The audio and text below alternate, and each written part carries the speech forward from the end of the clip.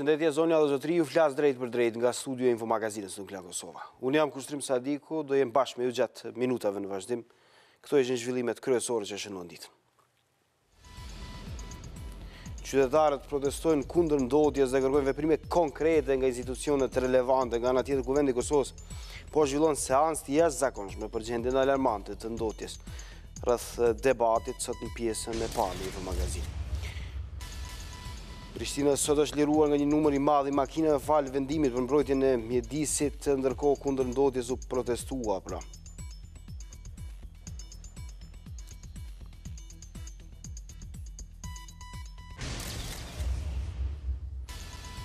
Drejtuesit më të lartë institucional dhe partijak sot po i nderojnë herojt e kombit Zahir Pajazitin, Edmund Hoxhën, Hakif Zenullaun e Ilir Konoshev, si në 19 vjetorin e rënies në Podojev u zbuluan shtatorët e tyre. Qytetarët sot kanë ngritur zërin kundër ndodhjes alarmante, ka kërkuar kësaj veprime konkrete nga institucionet e vendit në mënyrë që të parandalohet situata e krijuar rishtazi në jo vetëm Prishtinë, por në shumë pjesë të territorit të Kosovës.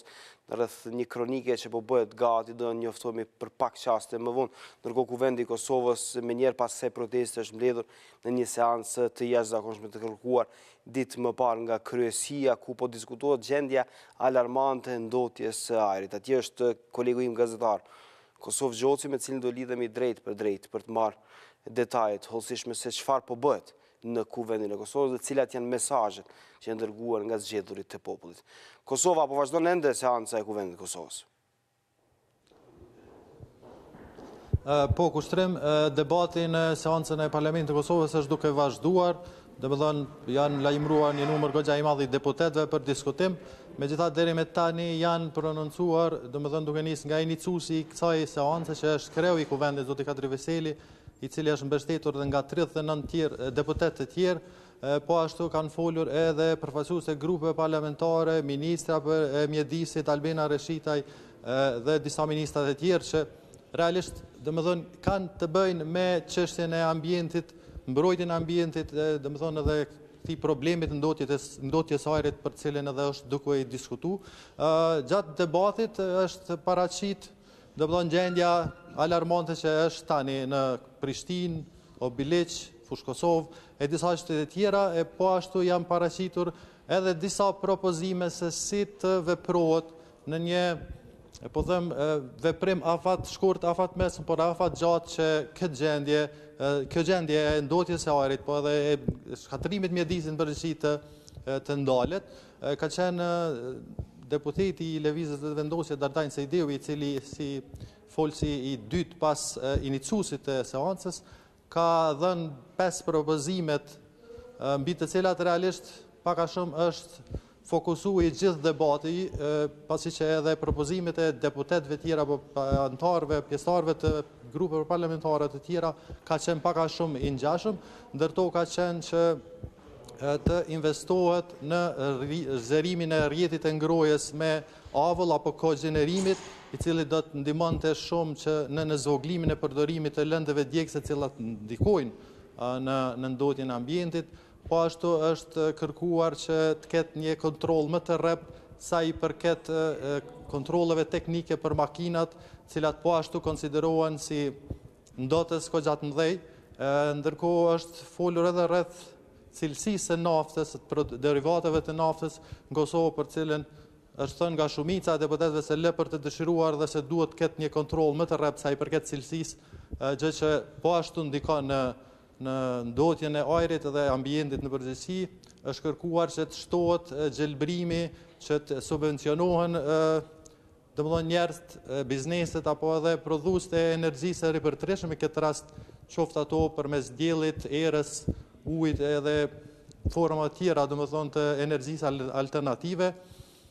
Sa i përket vendimit të komunës së Prishtinës, i cili realisht është marrë bashkërisht edhe me Ministrinë e Mjedisit, ka pas deputet se e kanë përkrahur këtë vendim dhe kanë menduar se megjithatë do të ndikojë pak a shumë në ruajtjen ose po them ndaljen e ndotjes së ajrit në Prishtinë, megjithatë ka pasur deputet që këtë vendim e shohin si jo të drejtë, si diskriminues për gjithë ata njerëz që për arsye të ndryshme i duhet dhe ju duhet të vinë në Prishtinë, qoftë për punë apo çështje tjera. Debati është duke vazhduar, pak a shumë shqetësimet edhe propozimet e deputetëve janë këto të njëjtat.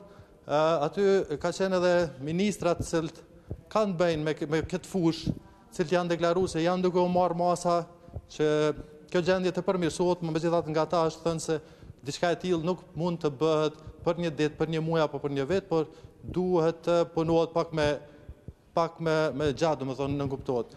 Pritet që në fund të kësaj seance kushtrim deputetët të dalin me një rezolutë apo me disa rekomandime, cilat do të jenë obligative, po them, qoftë për qeverinë, qoftë për institucione tjera, në mënyrë që kjo gjendje aktuale të përmirësohet dhe vitet e ardhshme mos të kemi një problem të njëjtë. Kushtrim? Kosovë, faleminderit shumë për informacionin, ndërkohë që kuvendi i Kosovës por vazhdon ende me punimet, isha bashkë me gazetarin Kosovë Gjozi në këtë lidhje të drejtë për drejtë. Por qytetarët, më shumë qindra që kishin dalë sot në qendrën e Prishtinës nuk kishin kërkuar ndonjë mbledhje nga përfaqësuesit e institucioneve, qoftë qendrore ose lokale. Qytetarët protestuan, ngritën zërin dhe kërkuan veprime konkrete që të parandalohet një situatë dhe që të mos përsëritet vit pas viti kjo ndotje alarmante. Detajet ndjekim bashkë nga kronika. Me maska e parulla në duar u mblodhën para teatrit kombëtar në Prishtinë. Derisa në prapavi po dëgjohen zhurma të personave me frymarrje të vështirësuar. Në këtë formë, këta qytetarë po protestojnë kundër ajrit të ndotur në kryeqytet. Njëri nga organizatorët e këtij tubimi adresoi kritika të ashpra për ligjvënësit e zbatuesit e tyre. Se për 17 vjet keni zgjedhë qeveri të ndryshme, kryeministra të ndryshëm, zëvendës ministra, kryetar bordesh, asnjë prej tyre nuk ka bë kur gjë për ajrin. Duam ajër të pastërt. Ai po kërkon interesim me veprim më të madh të Parisë së Shtetit. Nuk duam të ju dëgjojmë më asnjërin prej jush. Duam veprime të menjëhershme.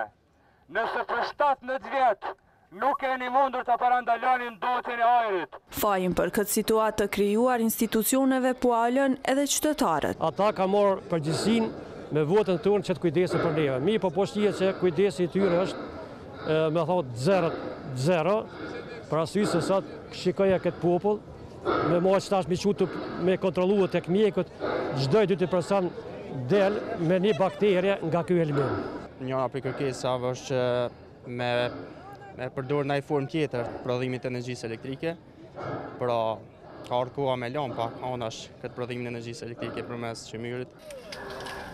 Nga ky vend, protestuesit lëvizën drejt oborrit të kuvendit të Kosovës, ku në rrethojat e oborrit i vendosën parullat. Nga këtu, protestuesit dhanë një ultimatum. Edhe shihemi pas një jave nëse kërkesat tona nuk marrën parasysh prej qeverisë edhe prej komunës së Prishtinës.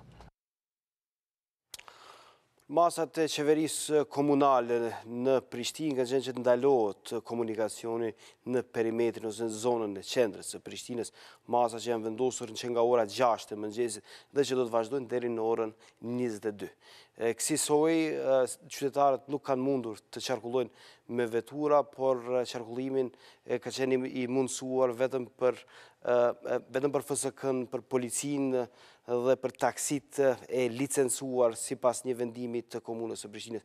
Është zbatuar dhe si ka qenë gjendja që nga ora 6 deri në mesditë. Marrim vesh nga kjo kronikë.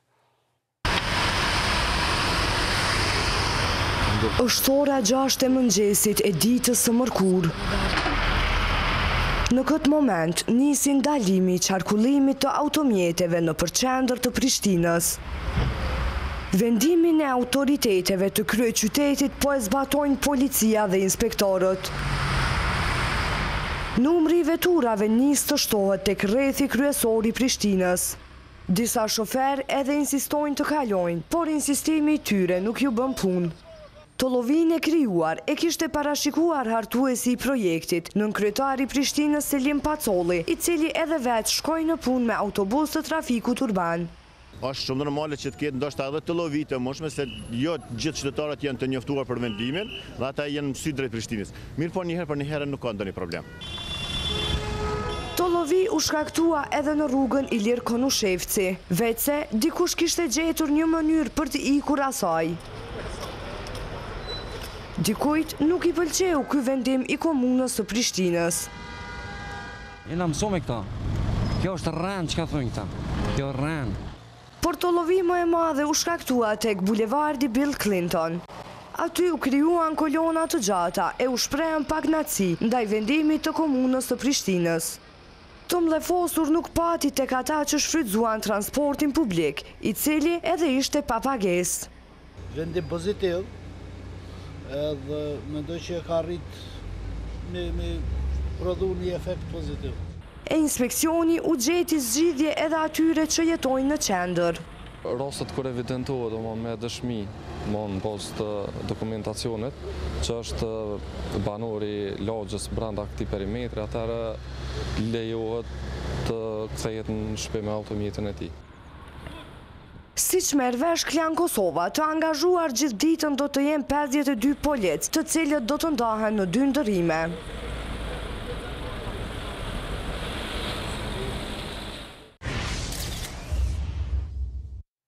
Për cila është gjendja aktuale në kryeqytet lidhem drejt për drejt me Rilin Matoshin, gazetarin e Klan Kosovës, për të na njoftuar dhe për të na shfaqur me figurë atë çfarë po ndodh tek zona ose tek perimetri ku ndalohet qarkullimi i automjeteve. Rilin, si është situata në qendër të Prishtinës? Po, përshëndetje kushtrim, përshëndetje shikues të Klan Kosovës. Unë gjendem këtu tek bulevardi Bill Clinton, ku mund të them që është duke u respektuar edhe vendimi i komunës së Prishtinës dhe Ministrisë Ambientit. Po shihet ndoshta edhe mbrapa meje një numër i madh i gasove të automjeteve që po kalojnë këtu, por të gjithë janë duke e respektuar këtë vendim, pasi që është edhe policia këtu mbrapa meje, po shihet që orienton edhe gasit e veturave se në cilën rrugë mund të kalohet. Mund të them që edhe më poshtë edhe në pjesë të tjera të rrugës në kryeqytet janë duke u respektuar këto vendime të komunës së Prishtinës dhe deri më tani nuk ka hasur në ndonjë tollovi në komunikacion. Ajo çfarë mund të them është se për momentin ka një numër të madh të veturave, pasi që ndoshta kanë përfunduar ose punën ose ka filluar edhe dalja më e madhe e qytetarëve në kryeqytet. Por edhe siç e thash edhe më herët, nuk ka pasur ndonjë incident, po edhe gazetarët e Klan Kosovës që nga ora 6 e mëngjesit kanë raportuar sa i përket numrit të madh të qytetarëve apo numrit të vogël të qytetarëve që kanë kaluar në Prishtinë. Mund të them se këto masa do të ndërmiren deri në ora 10 të mbrëmjes, ku edhe mund të kalojnë ndoshta qytetarët apo bizneset, të cilat ndoshta bizneset mund të ceki që gjatë ditës kanë hasur në telashe, sidomos ato të furrat e bukës, që nuk kanë mundur ndoshta të shojnë edhe bukën nëpër markete apo dyqane të ndryshme që ta shesin. Mirë po me një leje të caktuar nga Komuna e Prishtinës dhe Ministria janë lejuar që ta shpërndajnë edhe bukën nëpër markete apo dyqane të ndryshme. Ne do t'ju informojmë nëse veç ka ndonjë tollovi apo ndonjë paqartësi sa i përket këtij vendimi, ndoshta edhe orët më vonë. Rilin, boll tollovi po duket aty prapa teje me vetura, nëse e ka mendën në komunikim e sipër. Po kushtrim, ka vetura me qenë se mund të kyqen edhe në pjesë të ndryshme edhe në anën e majtë dhe të djathtë, por mbrapa me është policia e cila ndoshta edhe pi orienton. Mund të them që është krijuar një kolon paksa, mirë po bëhet zgjidhje pasi që policët pi informojnë se cilat vetura mund të kalojnë nga rruga kryesore e cilat duhet të kthehen në pjesë të tjera në mënyrë që të kyqen edhe me rrugë tjera kryesore. Faleminderit shumë për informacionet. Rilin isha bashkë me Rilin Matoshin në sulli pamjet nga qendra e qytetit, tek perimetri ku ndalohet qarkullimi i veturave, jo i trafikut urban, me cilin shumë të në raste qytetarët e kanë shfrytzuar për të kryer obligimet e tyre ditore. Në ndërkohë, kur jemi tek cilësia e ajrit, sot Prishtinë vazhdo të jetë e rëndë nga dhënat e qendrës për matjen e cilësisë së ajrit vendosur nga ambasada amerikane në Prishtinë. Momentalisht Prishtina është në vendin e 16, një vend para saj duket të jenë pra qytetet tajlandeze, Bangkoku në fakt, derisa në kryet listës është kryeqendra e Bangladeshit.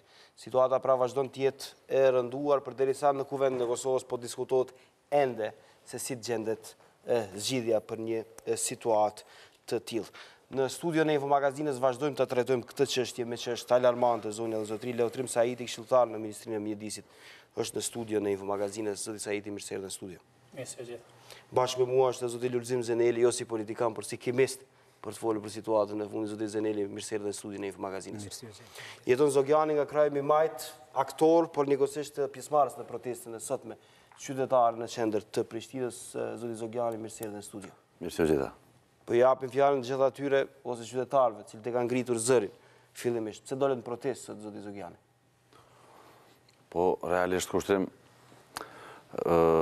periudha e fundit kohor nuk kishte nevojë edhe për aplikacione për me pa gjendjen aktuale të ajrit, sepse u doke me sy. Realisht, gjendja u doke me sy dhe mas ne edhe kur e konstatoj edhe ambasada amerikane që gjendja është shumë e keqe, vendosëm, po menoj, organizatorët nuk kam djeni kush edhe kanë qenë, po si ide më ka pëlqy edhe si komunitet artistik na mobilizu dhe ju këna bashkangjit ftesës të cilët e kanë ba. Ju keni kërkuar masa konkrete nga institucionet, nuk keni kërkuar mbledhje, tubime dhe po e quaj kështu masa cilat vendosen në letër. Ju keni kërkuar që qytetarët të kenë mundësi, të kenë ajër të pastër. Realisht kushtrim na për ka letrat dhe dokumentacione jena si shtet shumë të pajisun mirë, dhe më thonë edhe me ligje dhe me regulore dhe këto si lojna kesh. Realisht gjendja faktike në teren dëshmën të kundët në asaj që shkruat dhe që thuat çdo ditë. Na si protestues që sot marrëm pjesë, këna kërku masa konkrete për me bot diçka që mu regullu kjo çështje, sepse po u fotëm në për aplikacionet e ndryshme edhe pam që ne renditemi herë të parët, herë dytët, bile tash edhe ka dhe spekulime që jena me gjendjen më të keq në planet, po gjë që të paktën edhe s'po du me besu në këtë fakt. Po që realisht gjendja menoj që është alarmante edhe institucionet gjithë se duhet me gjithë shkaktarët edhe pasojem pse ka ardhët e kjo.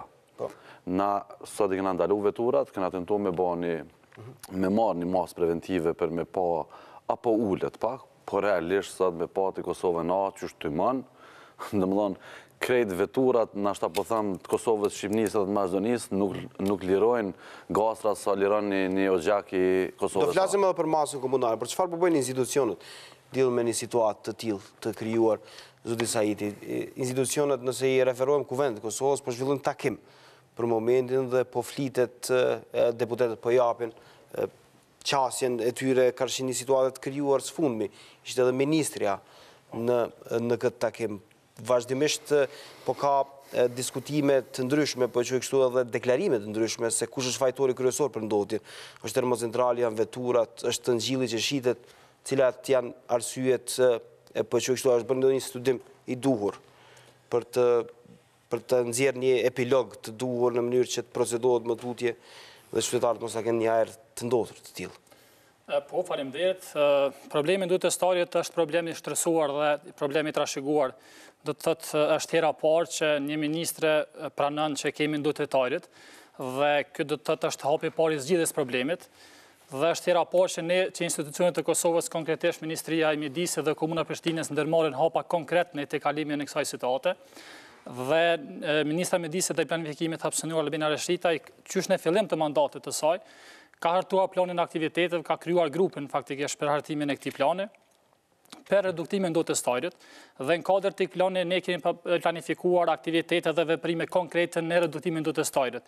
Sigurisht që këto aktivitetet cilat ne i kemi ndërmarrë janë aktivitete apo masa emergjente, cilat sigurisht nuk mund të ndikojnë shumë në reduktimin ndotestarit, mirë po kanë efekte dhe apo impakt pozitiv edhe në vetëdijsimin e qytetarëve që secili nga ne do të kontribuojmë në reduktimin ndotestarit duke reduktuar lëvizjet apo... Cilat janë këto veprime konkrete?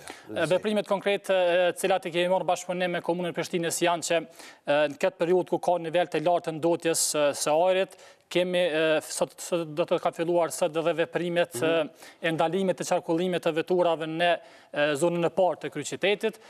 Njëkohësisht do të thotë ne si Ministri edhe Qeveria e Kosovës ka subvencionuar apo ka bërë që transporti publik në këtë periudhë të jetë falas, Pastaj formë tjetër apo mos konkrete është edhe fuqizimi i inspektoratit qendror dhe lokal dhe identifikimi dhe do të thotë kontrollimi në dozë më të mëdhej dhe njëkohësisht kemi bërë edhe vendimin që të ndalohet shitja dhe përdorimi i lëndëve djegëse të rrezikshme, siç kemi do të thotë edhe përdorimin e thëngjilit. Pasi që ne kemi Këto ishin masat pak a shumë, por ka patur zëra kritik, zoti Sahiti, në opinion publik, gjithandaj gjatë këtyre ditëve, se është vetëm një spektakël që po bëhet nga institucionet dhe se një veprime të tilla nuk është e përmirëson gjendjen faktike përsa i takon ajrit ndotur. Sigurisht, e thash fillim që është një problem i trashëguar dhe për një mandat të ministrit dhe të thotë për një periudhë 4 apo 5 mujore, sigurisht që ne nuk mund të bëjmë përmirësimin e gjendjes mjedisit që kemi do të thotë që nga pas lufta.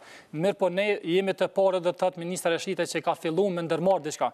Ndërsa në aspektin afatgjat ne kemi kërkuar nga institucionet gjetse pasi që nuk kemi vetëm ne si ministri që duhet të kujdesemi për mbrojtjen e ajrit. Janë personat apo institucionet përgjithëse të cilat janë të obliguara që të zbatojnë udhëzimet administrative, ligjet të cilat të obligojnë. Ju thoni se po e bëni maksimumin. Mbrojtjen e mjedisit. Nuk është maksimumi, është do të thotë janë mosat emergjente të cilat mund të realizohen në këtë periudhë ad hoc, sepse do të planifikim më gjatë kohore rreth mosave konkrete. Ne kemi kërkuar dhe kemi në plan do të thotë në bashkëpunim me komunën që dhe mendojmë që ndërtimi i onazës së brendshme të Prishtinës dhe zhvendosja e administratës shtetërore në Hajvali sigurisht do të ndikojë pozitivisht në rretullimin e testarit. Pastaj kemi plan dhe kemi bashkëpunuar me komunën e Prishtinës që të bëjmë edhe krijimin e zona të reja të gjendjes. Në Hajvali administratën vetëm se pa e zgjidh problemin e termocentralit. Sa përket termocentralit, dështa me plotësu kolegun që Kosova nuk është nduci më i madh, sa përket është Kosova B, do të thotë ne kemi shkuar dhe kemi parë bashkë edhe me inspektoratin, kemi inspektuar do të thotë filtrat e këtyre termocentraleve. Kosova A ka termocentrale do të thotë ka filtra të ajrit, me për probleme që ndron tek termocentrali Kosova B, cila do të thotë cila termocentrali ka filtrat që nga viti 1985. Dhe ne kemi fituar edhe një projekt të shumë rëndësishme. Kemi fituar një projekt nga agjencia japoneze JICA, do të thotë e cila do të investojë dhe do të monitorojë në monitorimin e ndotjes së ajrit që vjen pikërisht nga ky termocentral. Mirë, zoti Zeneli, janë këto masa të mjaftueshme për të parandaluar situatën e fundit të krijuar, gjendjen alarmante për ndotjen e ajrit dhe pas kësaj natyrisht na shpjegoni si erdhi deri te kjo situatë. Është për herë të parë apo Prishtina ka qenë vazhdimisht në një situatë të tillë dhe qytetarët e opinioni publik nuk e ka ditur fare se çfarë po ndodh. Spori, uroj që kjo apo ky vedisim këto staza që po ushtrohet të jetë permanent dhe të kërkohet përgjegjësi gjithë një mënyrë periodike për situatën mjedisore në vend, veçanërisht kur kemi të bëjmë me ndotjen e ajrit. Në fakt, ndotja e ajrit në Kosovë daton nga vitet e 70-ta për masa shumë të mëdha. Në vitet e 80-ta kemi pas një ekspansion enorm, duke nënkuptuar që shfrytëzimi i thëngjillit, i lignitit si resursi kryesor për prodhimin e energjisë elektrike ka përcaktuar edhe në një mënyrë shkallën e ndotjes së ajrit në vend. Dhe të themi se në vitin 2005, kur është bërë një projekt ndoshta më serioz në periudhën e pas luftës nga Komisioni Evropian, dhe është pasi, do të thotë, shkalla e emitimit të grimcave të plurit fluturues nga termocentrali Kosova A dhe Kosova B i tejkalon me shumë fish, do të thotë, dikun 15 herë nga Kosova A dhe 5 herë nga Kosova B, standard të Bashkimit Evropian. Dhe në atë kohë nuk është, unë do të thoja se nuk ka qenë as prioritet, as vëdësimi qytetar në nivelin e duhur, dhe sot jemi në një situatë kur ne po i bartim pasojat. Pasojat janë në gjitha rrafshet. Ju e patë që Instituti Kombëtar i Shëndetit Publik alarmoi për situatën në vend. Pastaj mos të harrojmë se shpeshtësia e rasteve me smundje kanceroze, tumorale, po shkon gjithnjë duke u rritur. Dhe në anën tjetër kemi edhe situatat e cilat nuk janë të papërballueshme në aspektin edhe buxhetor, edhe të menaxhimit të tyre krejt kësaj problematike. Tash, jemi në një situatë kur si do të tejkalohet kjo? Do të tejkalohet nëse minimizohet efekti ndotjes nga burimet e ndotjes. Dhe kush janë ato burime? Ne po flasim vazhdimisht dhe po i përmendim, do thotë, keku është burim primar. do të thotë i ndotjes. Të termocentralës. Hiri i cili emitohet prej termocentrale në formën e hirit fluturus, po edhe ky hiri fundëror që deponia që është kriju në zonën industriale të Obilicit, paraqet ndotës potencial të ajrit në vend. E tash, ne jemi në një situatë kur duhet të kërkohet zgjidhje. Zgjidhja të kërkohet me veprime konkrete. Qeveria e Kosovës duhet të vendosë prioritet çështjet mjedisore, ndotjen e mjedisit. Për arsye se ky vend po ballafaqohet me probleme jashtëzakonisht të mëdha. Mos të harrohem, ne ende nuk i kemi shfaq në diskutim, në debat, problemet që ka të bëjmë me hedhurinat industriale në Kosovë. Ende nuk i kemi shfaq në debat ndotjen e ujrave.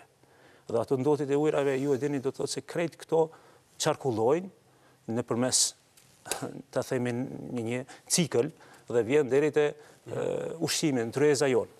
Dhe tash besoj që institucionet e vendit duhet të vendosin prioritet, po jo vetëm një ditë, jo vetëm një javë, apo një muaj, po tjetë një prioritet. Po masat e deri tanishme, masat që edhe zoti Sahiti i përmendi, duken po e quaj kështu të duhura për një situatë tillë se për këtë shqetësim të madh qytetarëve, për shembull të shumë kujt që sot ka dalë dhe ka protestuar.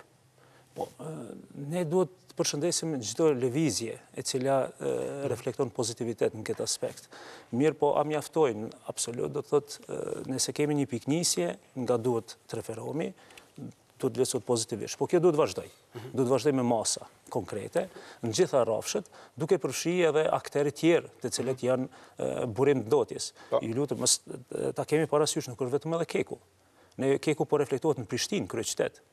Po kemi në Obiliq, kemi Ferrovitin, do të thotë, kemi pastaj Shartsemin, që është burim potenciali ndotjes, dhe kemi shumë burime tjera në Kosovë që vazhdimisht është cegë dhe është spikat që duhet mirën Fabrika e betonit në Antelesit, po, në rregull. Po, në rregull, po ideja e ndalimit të qarkullimit të automjeteve në qendër të qytetit, sa ndikon kjo, në fakt? Për arsye se ndalimi i automjeteve bëhet, po aty vazhdimisht qarkullojnë shembull trafiku urban ose automjete tjera, po quaj kështu taksit e licencuar ose FSK-ja e policia. Aty përsëri ka patur qarkullim të automjeteve. Nëse është ndaluar qarkullimi i automjeteve tek zonat qendrore, nuk është bllokuar ajri me ndonjë barierë të mundshme për të kapërcyer aty dhe për të mos e lënë ndotjen.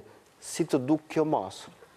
Mu më ka duk pak qesharake dorë në zemër për një arsye se kjo është nuk mujna me ndo ajrin me megjë. Do më thënë, ti ajri ndotur, deri në Dragodan më nësh me ardhë, në Dardani nuk du më të pa. Do më thënë, nuk ka mundësi potencialisht me boni gjotë tillë. Ketë makinat kanë levijë sot, e kuptoj që zona e parë është ndalu, po do më thënë, qaj ajri që atu silët, na kur flitet për Prishtinë, është njëtë për Fush Kosovë, është njëtë për Obilic, sepse nuk është hapësire madhe Kosova që më befasu, dhe më thonë, për ndalojna qitë pjesë edhe kjo pjesë atjetë nuk mënët me mrijajri. One një gja më dok jo shumë e qëndrushme të masat preventive që jenë marë për ndalimin e shqitjes thëngjillit. Realisht na jetojmë Kosovë dhe dim gjendjen aktore. Para thëngjillit, këtë du dua, do të ta elaborojmë që të marim edhe opinionin e përfashtë. Është shumë rëndësi sepse lidhet edhe me këta kushtrim. Masat preventive, kur miren për shembull për shqymyrën na përgatitjet për dimër, kryesisht i kemë si trashëgume, domethënë thëngjilli i blihet, mo thëngjilli edhe nuk pati ushqit, domethënë ata që kanë pasur me blihet thëngjillin e kanë kryer. Realisht tash ai mundet më ushqit për ndaj ndërmarrje që potencialisht harxhon shumë thëngjill, po kryesisht nëpër familje është kry si procedurë. Unë menoj që nashta konë ma e udhës aja që është bo më ndalu përdorimi, sepse shqitja ma veç është edhe fundi dimrit edhe nuk paraqet një problem. Po me gjithate më ka dogë shumë nashta si test për më fut në këtë fazë, ka qenë interesant kjo ndalja makinave në zonën e parë edhe me pa që po funksionon. Kjo si simbolik? Po si simbolik, ma shumë si masë për mjë të regua dhe si forme sensibilizimit, vedisus, ama jo që kena zina e problem me këta. Dëmë thonë, përveç që kena shkaktu nervoza, menoj që gjdo veprim institucional kur meret, të pak të një javë, pavarësisht që ka qenë gjendja shumë alarmante, po një javë do të më bani fushat që njëzët me ditë të pak të me pas një hartë të orientimi, ka kime shkuti. Për shemë, sot prej parlamentit, më kanë këthy në semafora, kom hi tani ka mahalla ma gjerve, kom dalë dikon këtë fura qërimit. Se di që as ka po shkajt, tani hajtë edhe pak të këqyre mos po mri. Dil ke dikoshën... Ke patër zgjidhen, ke mundur trafiku në urban, ty hypësh edhe mos kesh të lashe tila. Për këtë... Jo, vish pak, se s'po du me kalu si dhe se kalejtat. Jo, është problemin që na i kena fmit në për kopshte, në për sene, edhe i kena mësu kushtërim me kerë. Tash na duhet një periudhë, të pak të një javë mi përgatit, mi qitë në autobus pak. Se shkesh ti mësosh edhe fëmijët me trafiku në urban. Sahiti... Unë mendoj, thash të të në fillim që kjo nuk është mjaftueshme, po është mos ad hoc e cila sigurisht do të ketë impakt vetëdijsues të qytetarët. Ndoshta për disa njerëz ka qenë hera parë që kanë përdorur autobusin për të shkuar në punë apo për të ardhur në qytet. Dikush më tha se ju përfaqësuesit e institucioneve keni patur shumë të lashe sot që shkonin në punë. Ne si ministri jo, apo si kabinet i ministrës jo. Më thanë që deputetët e kuvendit të Kosovës dhe përfaqësuesit e qeverisë janë detyruar të ecin këmbë. Mos u tallë. Besoj që është shembull shumë i mirë për gjithë qytetarët që edhe pavarësisht statusit që kanë të duhet të kontribuojnë në reduktimin e storit. Sigurisht nga qytetarët ishte shqetësuar madje po.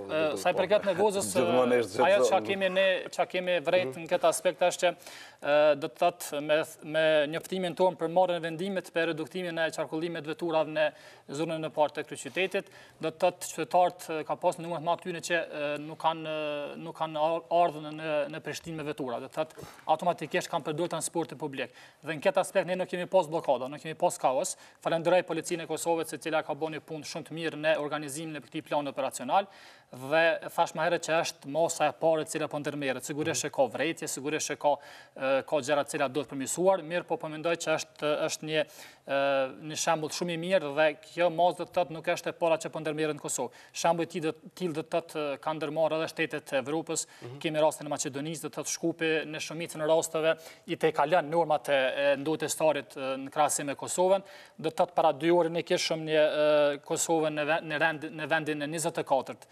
Do të thotë në shumicën e rasteve Kosova nuk është në vendin e parë, mirë po sigurisht edhe në vendin e 24 nuk është që jemi të kënaqur, sepse edhe në vendin e 24 do të thotë kemi tejkalimet e ndotjes starit, mirë po e thash që jemi duke punuar në këtë drejtim. Ajo që duhet të potencoj dhe që është shumë e rëndësishme është që për herë të parë Kosova po krijon një task force për mbrojtjen apo për reduktimin e ndotjes starit. Çfarë bën kjo task force? Kjo task force do të merret konkretisht me zbatimin e përgjegjësive që kanë ministrat e linjës. Konkretisht po jap sharimet. Ne qysh me marrjen e mandatit ministrës kemi kërkuar nga Ministria e Infrastrukturës që të zbatojë udhëzimin administrativ për normat e lejuara të shkarkimeve në ajër nga burimet e ndotjes, e lëvizshme të ndotjes. Do të thotë me shpjegim më thjesht që secila veturë e cilat do të thotë është obliguar që gjatë kontrollimit teknik të automjeteve të mot edhe nivelin e lirimit të gazrave. Do të thotë ky udhëzim administrativ nuk zbatohet në Kosovë. Dhe ne kemi pas një veprim apo një vendim jo të drejtë qeverisë Kosovës, qeverisë të kaluar të Kosovës, e cila do të thotë ka vendosur që kushtimisht po them gjitha veturat e vjetra të Evropës të hyjnë në Kosovë.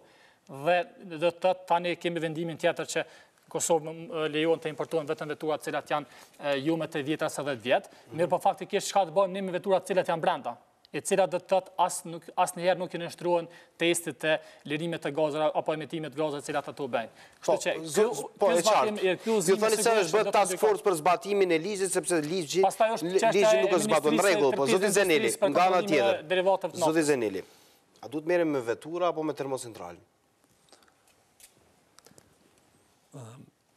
Në fakt rezultatet tregojnë që termocentrali Kosova A-ja dhe B-ja të dyjat, varsisht pe kapaciteteve dhe punës që e bajnë. Për Ben, sepse kemi konfirmimin. B-ja tash po shihet do të thotë që po punon me kapacitetet plota.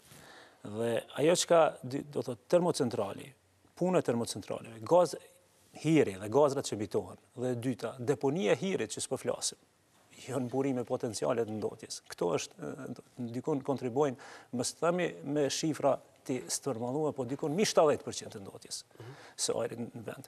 Ne masim këto statistikat e cilat po thirrni vazhdimisht, masim vetëm partikulat, materiet grimcore të cilat janë në 1 metër katror. Që normat e tolerancës apo vlerat referente sillen deri në 50 mikrogram. E këtu ne ju përdini sa herë po shumë fishohen në këto vlera. Dhe çka po ndodh? Na pimasin vetëm këto grimca. Dhe këto grimca kush po i liron mas shumti? Do të thotë, cili është burimi potencial i emitimit të tyre grimcave? Për masat më të mëdha mi 80% do të thotë është keku. Gazrat i cilat emitohen prej automjeteve, ato as nuk po evidentohen në mjedisin tonë, në ajrin tonë. Do të thotë, as monoksidi karbonit, dioksidi, NOx-i, sulfurit, do të thotë, oksidit e sulfit, as të një, do të thotë, tash për tash. Dhe gjitha këto janë burime potenciale, do të thotë toksina, lirisht, do të thotë, ksenobiotik, cilat lirohen mjedis, që shfaqen drejt për drejt efektet shëndetësore tek populata. Tash, si do të evitohet kjo, pa politika integrative, duke integru gjitha komponentet të cilët janë burim së pari të ndotjes, dhe të dyti do të thotë akteret institucional, nivelli lokal, nivelli qendror, shoqëria civile, mediat, bota akademike.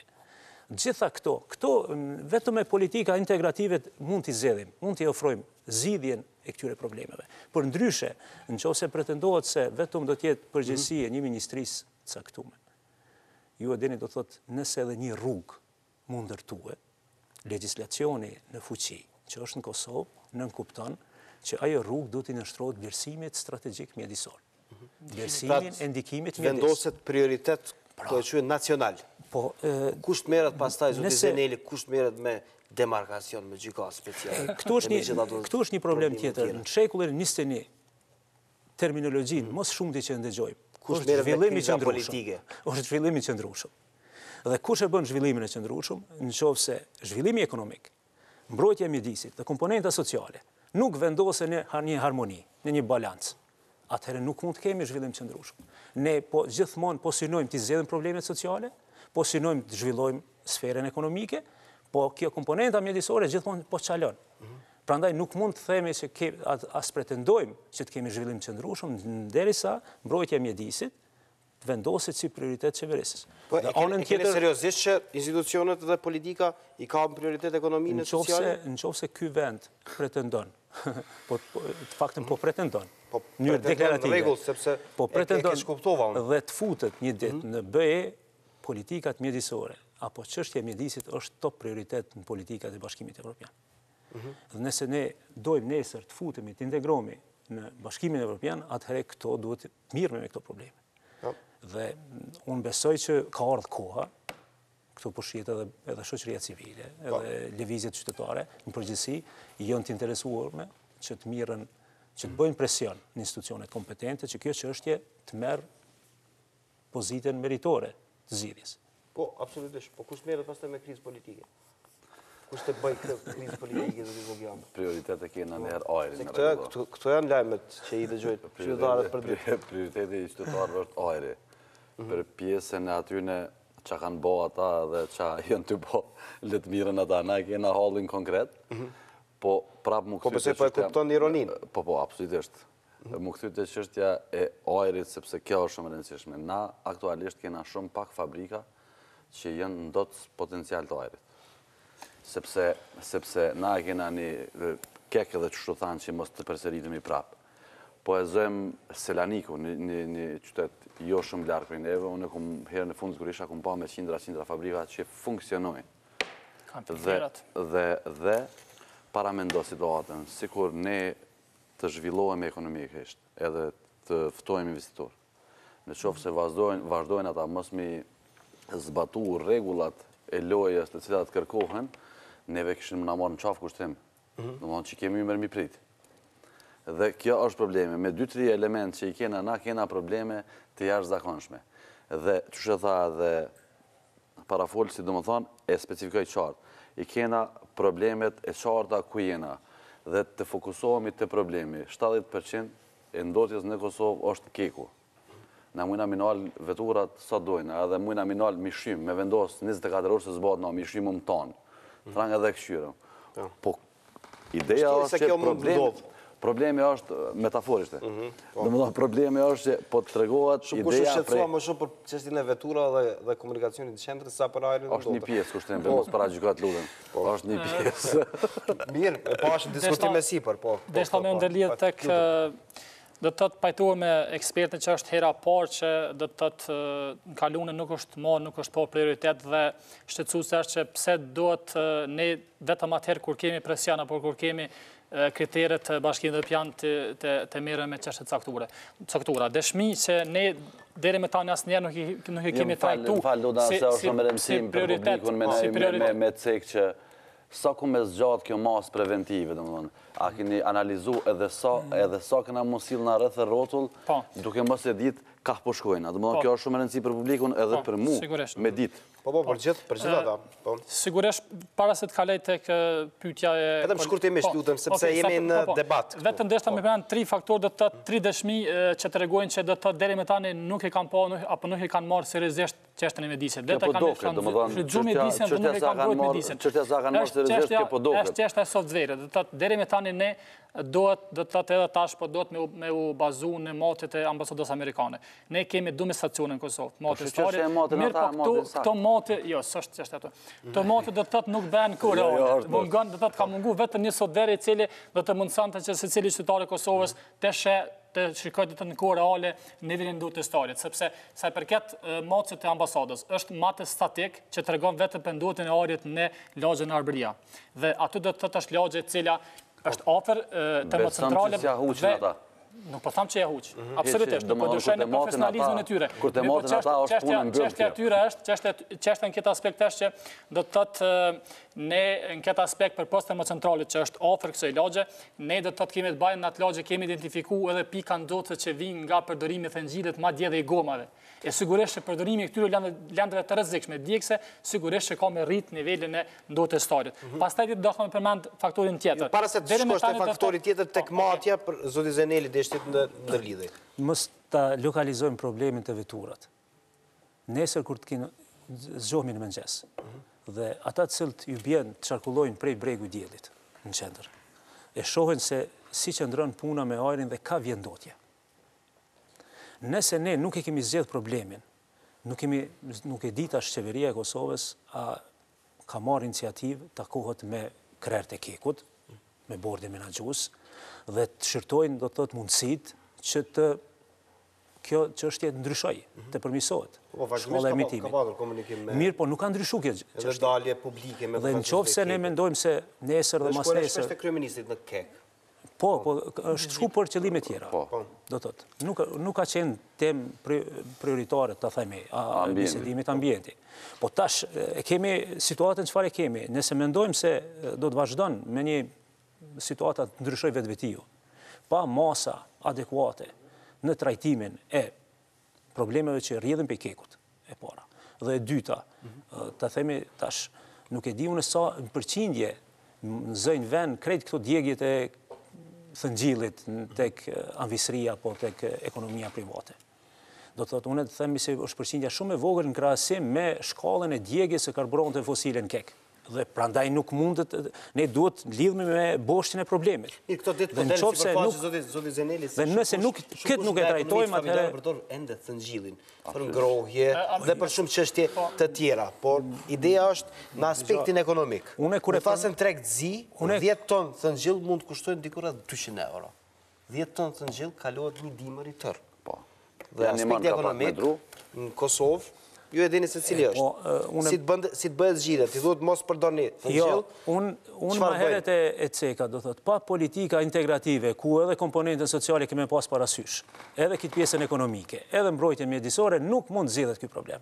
Nëse mendojmë se vetëm do ta vendosim një rampë, do thot në hyrje të Prishtinës, dhe nuk do të lejojmë qarkullimin e automjeteve, dine që do ta përcjellim, do ta monitorojmë, por nuk do të ndryshon gjendja. Problemet mjedisore janë shumë të komplikuar se sa që mendojnë t'i zgjedhim me një veprim konkret.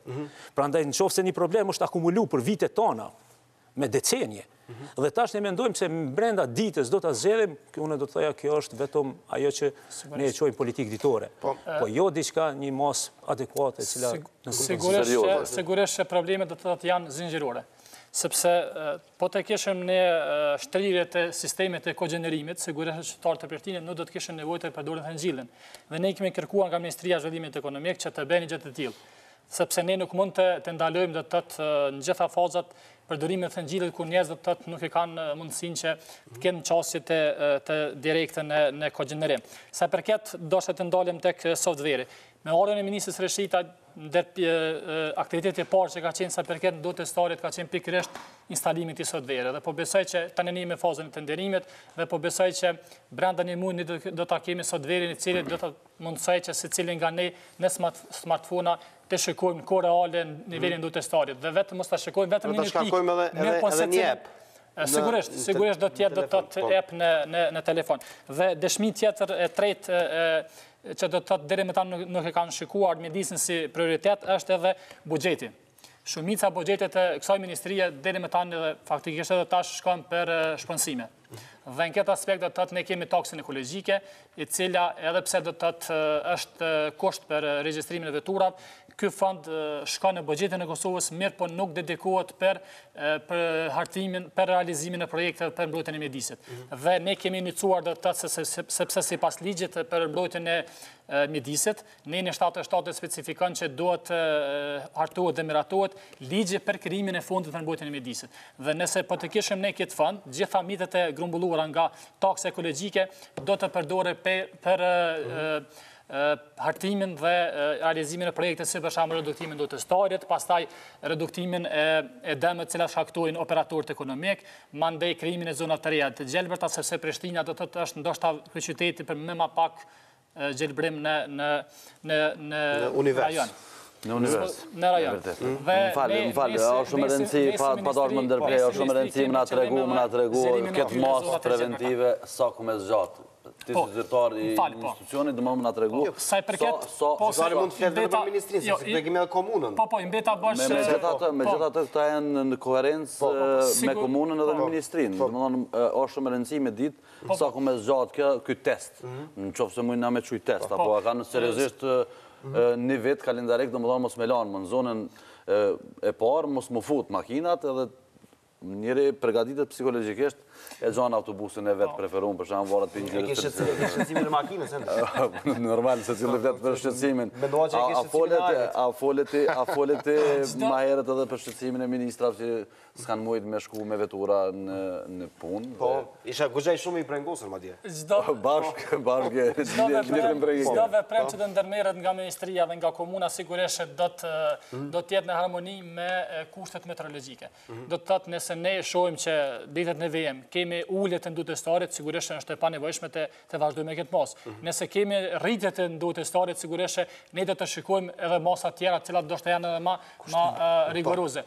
Në këtë aspekt vlen përmendet do të thotë që ne sa përket përdorimit të thëngjillit, ne s'kemi mund me ndalu përdorimin e thëngjillit, sepse faktikisht kur kemi marrë mandatën në shtator, qytetarët vetë se jemi furnizuar me thëngjell. Nëse sa përket asaj se tash nuk ka shitje, ne i shohim edhe gazetarët do të raportojnë që kemi edhe aktualisht kemi do të thotë shitje thëngjillit, madje kemi edhe do të thotë mihet ilegale të thëngjillit. Prandaj institucionet duhet kujdesen të kenë më shumë inspektorët të ndalojnë atë shitje, nëse ka një vendim të tillë. Jemi në fund debatit, zoti Zeneli, jemi në mëshirë zotit në fakt, sepse zoti sa du përmend si faktor që mund ta rregullojë, mund ta bëj pak më keq në shtat. Nëse jemi në këtë mëshirë, unë besoj që larg jemi zgjidhjes problemit.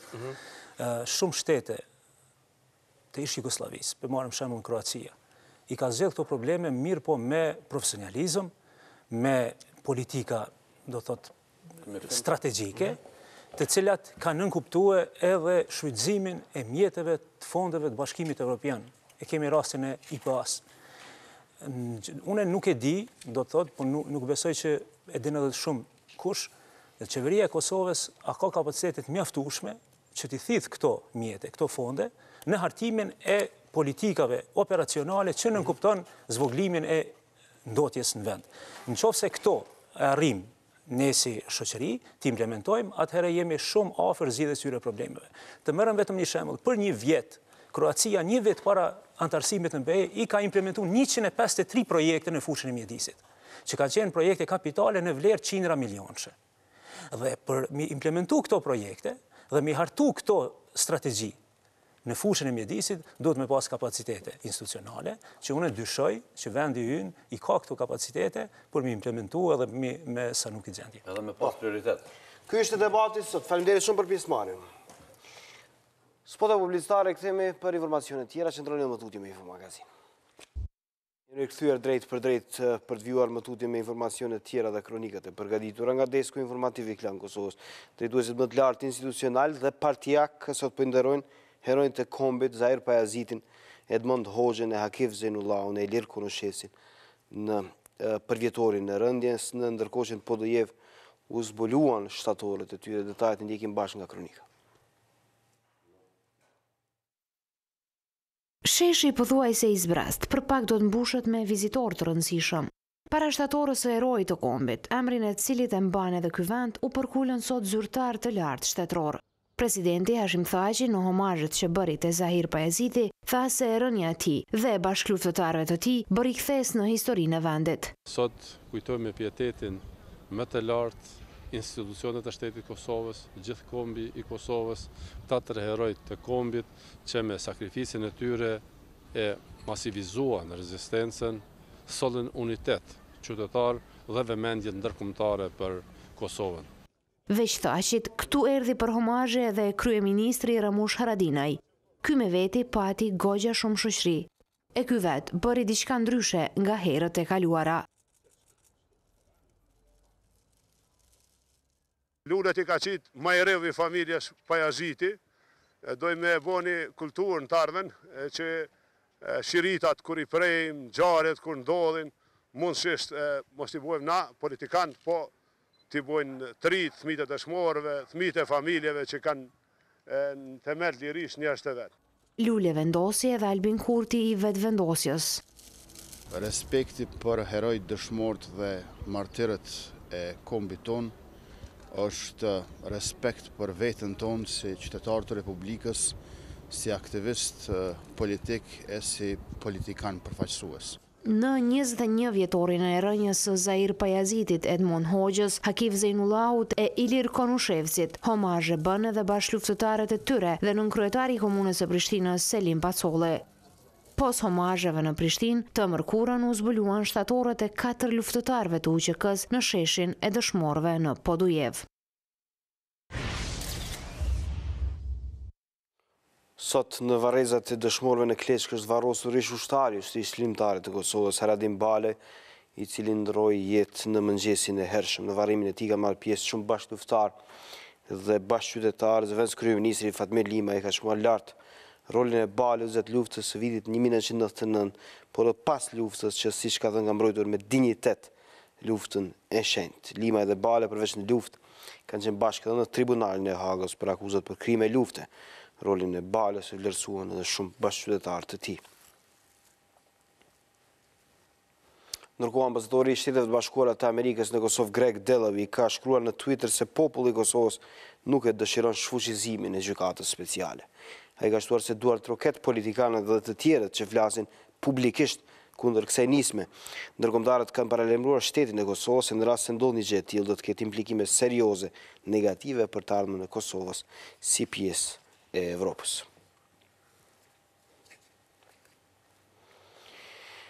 Po sot në kuvendin e Kosovës ka qenë zëvendës kryeministri i parë dhe njëkohësisht kryediplomati kosovar Begjet Paculli, ai para Komisionit Parlamentar për punë të jashtme ka folur për shumë procese me të cilat Kosova po kalon, pra procese politike që ngarkojnë në aspektin vendor dhe ndërkombëtar.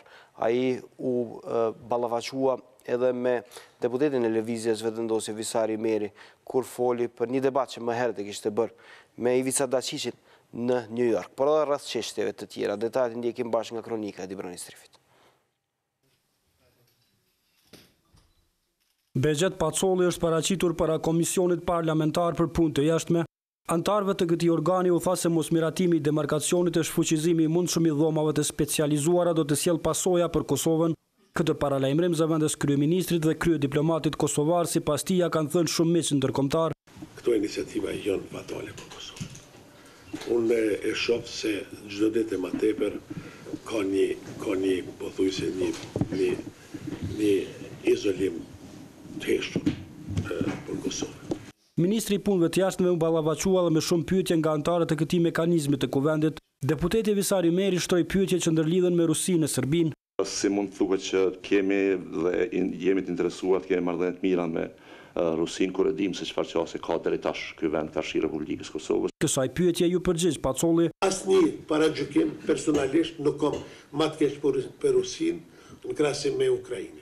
Unë e di mirë që njerëzit e paguar gjatë luftës kanë qenë të Ukrainës, jo të Rusisë, në Kosovë.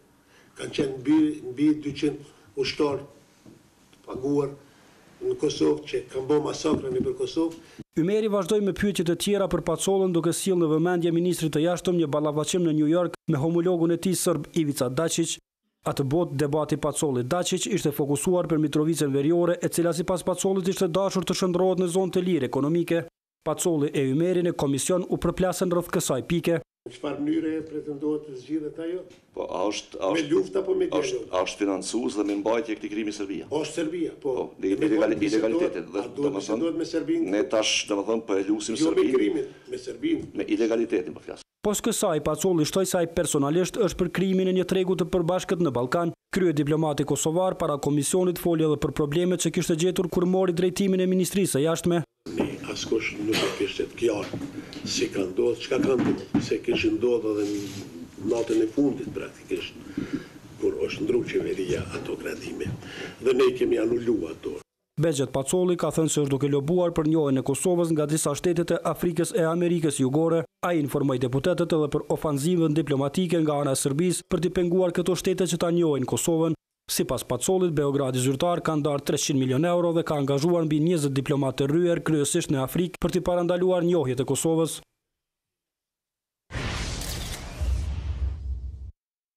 Shefi Pacollit, kryeministri i vendit, Ramush Haradine, ka quajtur politik vendimin e Agjencisë kundër korrupsionit lidhur me rritjen e pagave për qeveritarët, pavarësisht kësaj ka pezulluar vendimin e tij dhe këtë thotë se e ka bërë pas kërkesës së 30 deputetëve të Kuvendit të Kosovës për vlerësimin e kushtetueshmërisë së vendimit për nivelizimin e pagave të marrë më 20 dhjetor nga qeveria e Kosovës. Për këtë ai ka shkruar në Facebook duke thënë se shqetësimi i tij dhe i qeverisë është që ky pezullim godet më së shumti gjyqtarët dhe prokurorët, duke qenë se pagat e tyre janë ndërlidhura drejt për drejt me vendimin e nivelizimit të pagave.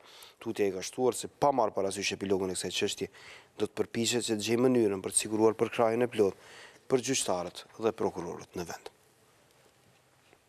Me këtë informacion e mbyllim edicionin e sotëm të Infomagazinës, duke ju ftuar që ndroni edhe më tutje me programin e Klanit. Mirëmbëngjes.